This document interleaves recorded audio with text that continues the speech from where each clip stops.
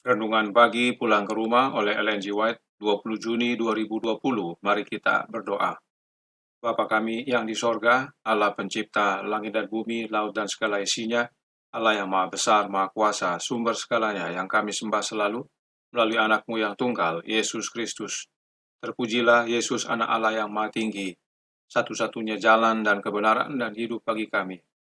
Pada pagi hari ini kami bersyukur boleh bangun dan berbakti dan sebagaimana membaca firman-Mu, Roh-Mu Yesus adalah kebutuhan kami yang terbesar, agar menuntun kami ke dalam kebenaran dan hidup kami diubahkan. Beserta kami sepanjang perbaktian, kehendak-Mu yang jadi, ampunkan kami akan dosa dan salah, karena kami berdoa hanya melalui anak Allah yang tunggal, Yesus Kristus, yang adalah Tuhan dan Juru Selamat kami. Amin. Renungan hari ini akan dibacakan oleh Ibu Ivon Ayorbaba. Silahkan Ibu Ivon. Selamat pagi. Renungan pagi kita pada hari ini tanggal 20 Juni 2020 dengan judul Pekan Penciptaan. Jadilah petang dan jadilah pagi. Itulah hari pertama. Kejadian 1 ayat 5. Sebagaimana halnya hari Sabat, waktu sepekan dimulai semenjak penciptaan bumi ini dan telah dipelihara dan diturunkan kepada kita melalui sejarah Alkitab. Allah sendiri telah menetapkan ukuran waktu dari pekan yang pertama itu sebagai satu contoh bagi pekan berikutnya sampai kepada akhir zaman. Seperti pekan-pekan yang lainnya. Pekan yang pertama itu terdiri dari 7 hari yang biasa. 6 hari digunakan untuk mencipta. Pada hari yang ketujuh, Allah telah berhenti.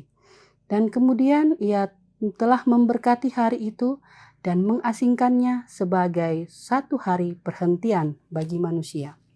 Di dalam hukum yang diberikan dari Bukit Sinai, Allah mengakui pekan itu dan kenyataan-kenyataan atas mana itu didasarkan. Setelah memberikan perintah, ingatlah dan kuduskanlah hari Sabat, dan menyatakan apa yang harus dilakukan dalam 6 hari dan apa yang tidak boleh dilakukan pada hari yang ketujuh. Ia menyebutkan alasan untuk perintah tersebut dengan menunjukkan kembali kepada teladannya sendiri. Sebab 6 hari lamanya Tuhan menjadikan langit dan bumi, laut dengan segala isinya, dan ia berhenti pada hari ketujuh. Itulah sebabnya Tuhan memberkati hari Sabat dan menguduskannya. Keluaran 20 ayat 8 sampai dengan 11. Alasan ini kelihatannya indah dan mempunyai kekuatan bila mana kita mengerti bahwa hari-hari penciptaan itu adalah hari biasa. 6 hari yang pertama dalam setiap pekan diberikan kepada manusia untuk bekerja. Oleh karena Allah telah menggunakan jangka waktu yang sama pada pekan yang pertama itu untuk menciptakan bumi ini. Pada hari yang ketujuh, manusia harus berhenti dari pekerjaannya untuk memperingati hari perhentian Halik itu. Tetapi sangkaan bahwa peristiwa-peristiwa yang terjadi pada pekan yang pertama itu membutuhkan ribuan tahun, secara langsung menyerang dasar hukum keempat. Ini mengartikan bahwa seolah-olah Halik memerintahkan manusia untuk memelihara pekan yang terdiri dari hari-hari yang biasa itu untuk memperingati satu jangka waktu yang panjang dan tidak terbatas. Ini bukanlah cara Tuhan dalam memperlakukan makhluknya. Hal ini membuat samar-samar dan tidak pasti apa yang sebenarnya telah dibuat dengan jelas. Hal ini merupakan sifat tidak percaya dalam bentuknya yang paling menyesatkan dan berbahaya. Sifat yang sebenarnya begitu tersembunyi sehingga itu dianut dan diajarkan oleh banyak orang yang mengaku percaya akan Alkitab. Alkitab tidak mengakui adanya abad-abad yang panjang di mana dunia ini secara lambat laun mengalami perubahan dari satu keadaan yang kacau balau.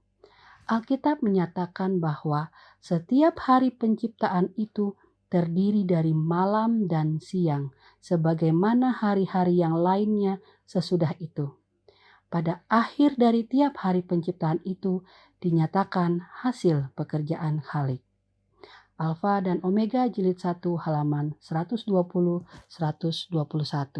Terima kasih Ibu Yvonne untuk penata layanannya. Tuhan Yesus memberkati. Saudaraku dalam Tuhan, mengapa penting percaya bahwa Allah menjadikan langit, bumi, dan segala isinya dalam 6 hari yang sesungguhnya?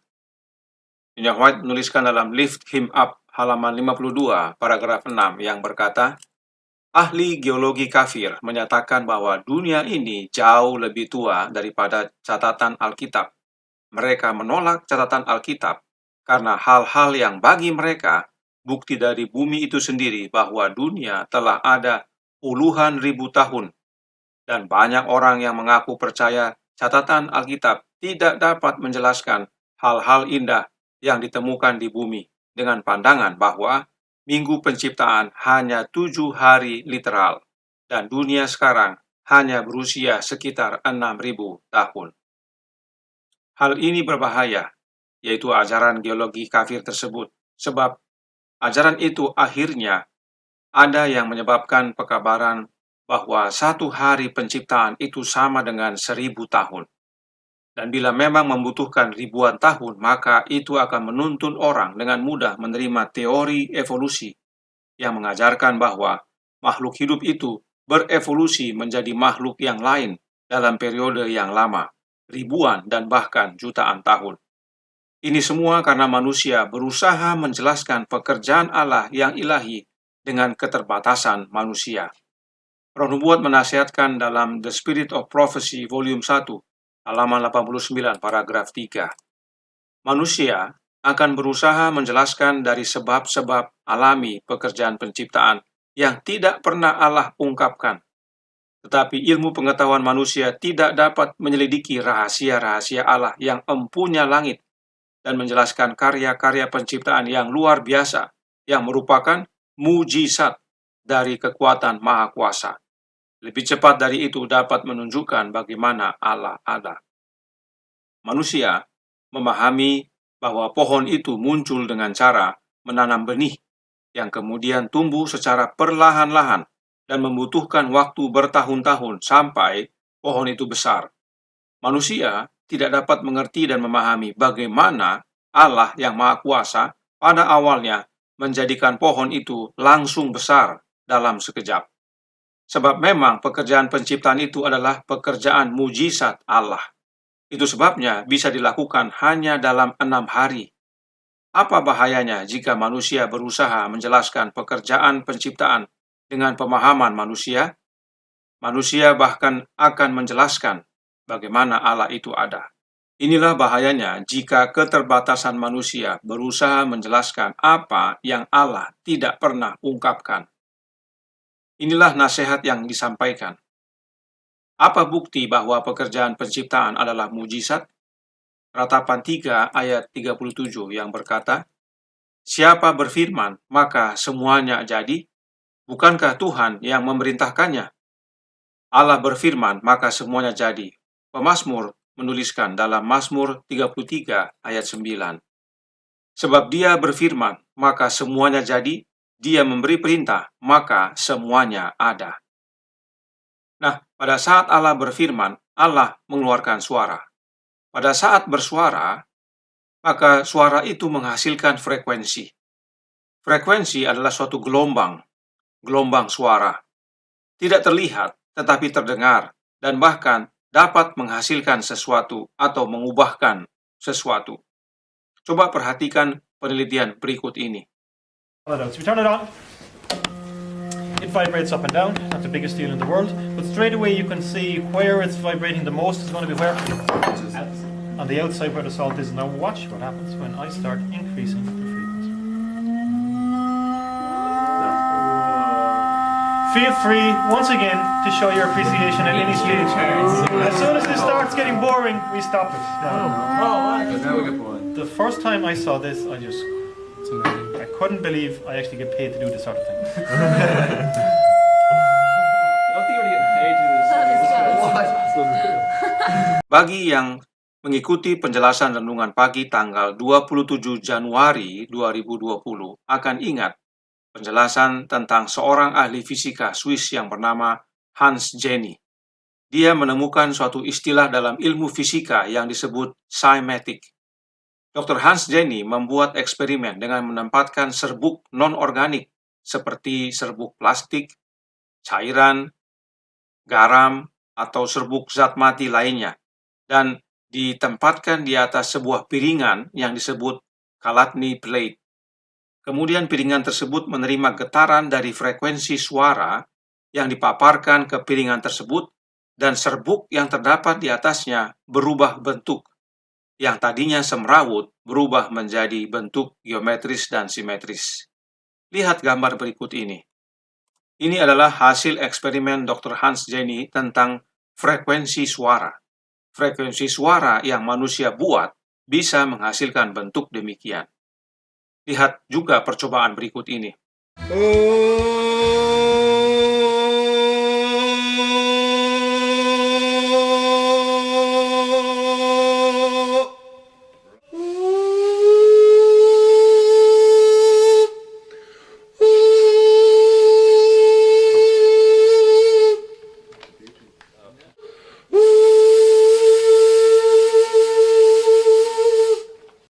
Tidak hanya suara yang dihasilkan mesin, tetapi suara manusia bisa juga membuat perubahan. Frekuensi suara dapat menggerakkan dan mengubahkan. Bisa lihat, ilmu pengetahuan saja mendukung bahwa penciptaan bisa dalam hari literal. Ilmu pengetahuan mendukung bahwa pekerjaan penciptaan adalah pekerjaan mujizat Allah. Sebab suara yang manusia buat atau hasilkan bisa membuat sesuatu yang menarik. Terlebih lagi suara Allah. Allah berfirman, maka semua jadi, dan apa yang Allah jadikan jauh lebih indah, lebih cantik, dan sangat baik.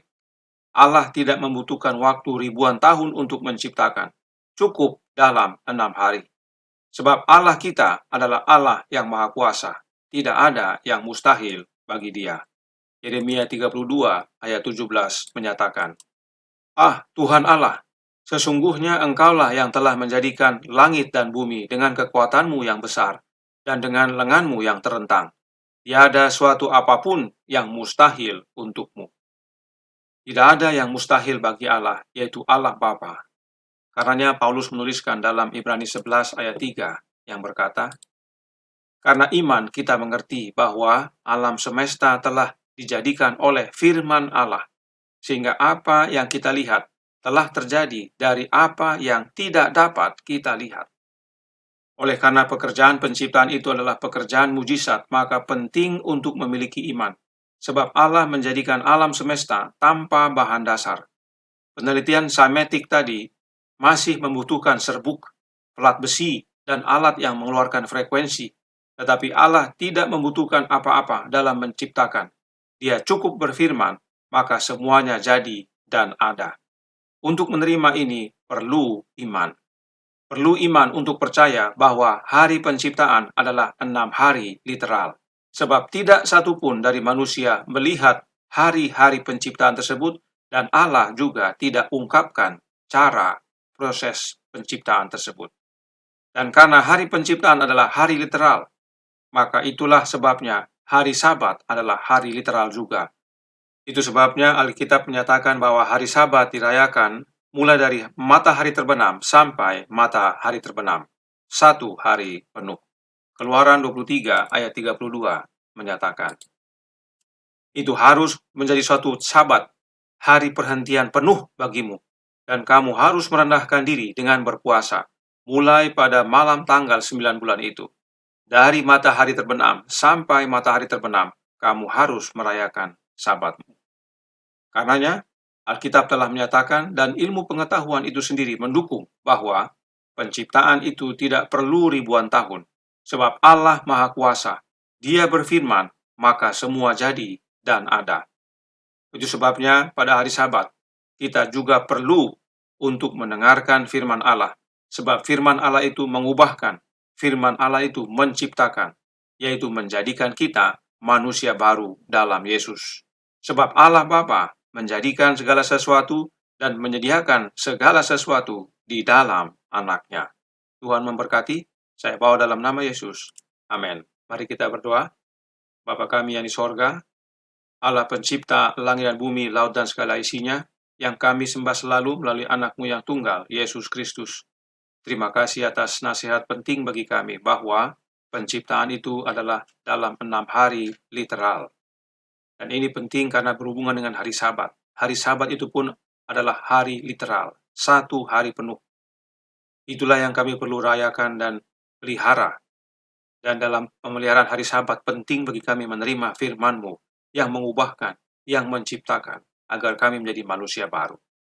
Tuhan tolong kami, hadirkanlah anak-Mu dalam hati kami melalui kehadiran Roh-Nya.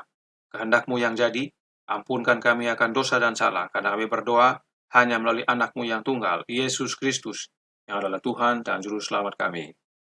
Amin.